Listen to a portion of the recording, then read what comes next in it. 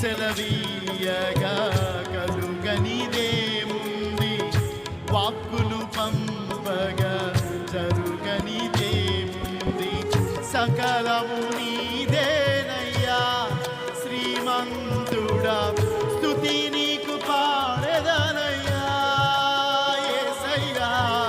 సకలము నీదేనయ్యా శ్రీమంతుడా, స్తుతి నీకు పాడెదనయ్యా.